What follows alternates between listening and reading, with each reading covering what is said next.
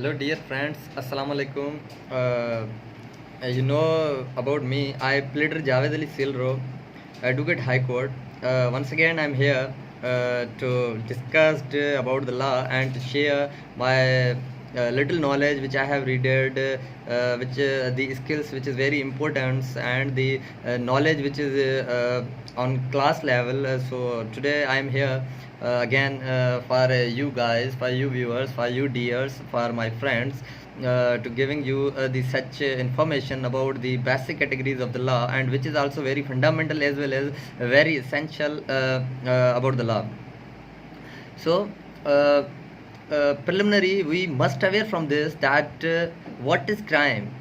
Crime, it means the commission of the crime. Any kind of the offense has been done by the criminals, has been done by the accused person. This is crime. And crime always in motion when FIR has been lodged. If FIR has not been lodged against that culprits, it means this is not a crime. That was just act, but not a crime. But as FIR has been lodged against that alleged accused persons or litigants, that means it is crime. So we must aware, being a lawyer, about this, that FIR, how FIR, in according to which law FIR has been lodged, and what are the procedures. So this is criminal trial. This is criminal trial in Pakistan. That FIR always has been lodged under section 154 CRPC. We must aware about this. FIR always lodged under section 154 CRPC. And there is another remedy or an option in Pakistan law. If we are not going to inform the officials for lodging of the FIR against that culprits, now we have another remedy for in the law, that we may file the direct complaint before the court. And direct complaint criminal trial procedure under section 200 CRPC. It is also happening here. It is also written there in CRPC 200 section. So this is two remedies in the law, that any kind of the commission of the offense or any crime has been done, either we lodge the FIR against that culprits, or we can file the direct complaint before the court of law. And what happened after these two things, in FIR or direct complaint? Then there is an investigation. Then there is an option of the investigation. Of course, it is the procedure, it is the trial, it is the way that after lodging of the FIR or direct complaint, then of course there must be the procedure, procedure of investigation. Now where and when and how. Now in criminal trial in Pakistan law, as per law, according to section 56 CRPC, investigation shall be happened by the officials. According to section 56, according to section 156 CRPC, 156 CRPC, investigation has been done by the officials, created by the officials. After all, there is another option in this manner, that there is also an inquiry. Investigation and inquiry. Investigation always done by the officials according to section 156 CRPC, and inquiry always conducted by the magistrate according to section 202 CRPC. 202 CRPC, inquiry shall be conducted by the magistrate, not officials. Officials always conducted the investigation as per law according to section 156 CRPC. Now what happened after this investigation? What is another thing which is very essential for we learners, for we advocates? Of course, after investigation, there must be awareness about the remand. Now remand, sometime there are also two categories of the remand. Sometime it shall be the physical remand, and sometime it shall be the police remand. Now here are also provisions as per law and respect of the law, that physical remand, it means it is the judicial custody, and police remand, it means of course the accused persons, the person shall be handed over to the police officials at police station. And there are provisions as per 167 CRPC and 344. This is also falling under remand category. Okay.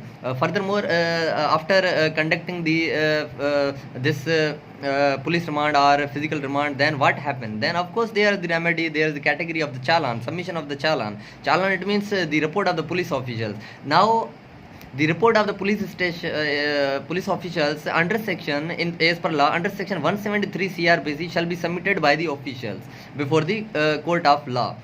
Furthermore, there are two categories of the challan submission in 173 CRPC. Which are they? Of course, these are essential, and in a very good manner I would like to discuss with describing with you with you viewers, that 173 shall be submitted in two ways. Although one time the official shall be submitted according to section 169 CRPC when evidence is deficient. When evidence is deficient, then 169 CRPC in the category of 173 shall be submitted before the court of law by the officials. And sometime there is another remedy. Sometime when evidence is sufficient, of course the it shall be sent up to the magistrate according to section 170 CRPC. 170 CRPC sent up to the magistrate when evidence is sufficient. These two categories in law 169 and 169, it means deficiency of the evidence, and 170, it means sufficiency of the evidence. These two categories falling under 173 class 170 section of CRPC. This is for challan. And furthermore, this is also very important, which I am going to describing you dears, that 512, it means 512 CRPC, it is for recording of the evidence when absent in the absence of the accused. Recording of the evidence in the absence of the accused. When accused is not here, it is absent before the court. Now how evidence shall be recorded in the absence of the accused? This is, of course, it shall be recorded before the court according to law as per section 512 CRPC. It shall be happen recording of the evidence in the absence of the accused. There is also written as per law. This I have discussed you dears. Also, it is the quality of the learners, it is the quality education, the persons, the dears, the friends who has listened me, of course it shall be the beneficial. And furthermore, it is not the end. Little bit things I always think so, that the thing which is very much essential for we lawyers and in the fundamental steps of the judiciary, we must aware from these fundamental steps. Now there are three terms which we always used, we have listened, we have worked out, but still hope so we are not fully aware from that thing, that three words. Which are they? As we know that discharge, release, acquittal. These are three words for the in the law: discharged, release, and acquittal. Now we must aware from this that what is release, what is discharge, what is acquittal. Furthermore, we can move and do something better for the litigants, for the before the court as per law. So release, it means the act of letting loose or freeing from the boundaries, or we can say that this is the discharge from restraint of any kind of the boundaries or confinement. This is all about the release. It means taking away from the boundaries, freeze from the boundaries or from the confined. So this is release. Now second term is the discharge. Discharge, very simple, but we must aware from this that discharge means accused may be discharged accused may be discharged when application of the discharge has been filed by the accused, or discharge on the basis of hearing before the or the basis of the hearing before or on the basis of or there is no ingredients or there are no ingredients are covered of the offense. This is also discharge. Application shall be filed for the discharge. This is in the category of the discharge.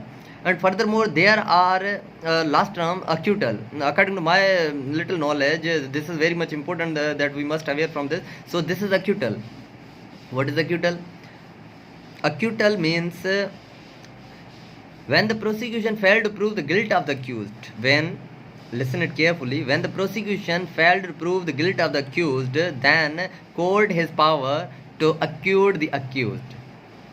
although of course it was essential, and I have discussed with you dears, although we know that discharge and release and acquittal, the meaning of thrice words are equivalent, it about equivalent. So we must aware about this, that what is acquittal, as I have discussed, that prosecution failed to prove the guilt of the accused and court is power to acquit the accused. After all, discharge, filing of the application by the accused before the court, on that hearing it shall be the discharge. After all, release, it means freeing from the boundaries or from the confined. So this is about the release. So hope so it is the very VIP words which I have discussed with you dear lawyers, with you dear friends, by me. So much regard to you all to listen me carefully, and I'm very thankful to you all dears that you have listened me. Thank you so much. Inshallah Taala, furthermore, step by step, whatever the thing which is needful for we lawyers, for you dear lawyers, and for me also, I also discussed again and again, and I shall be in front of you. Thank you so much, and assalamu alaikum.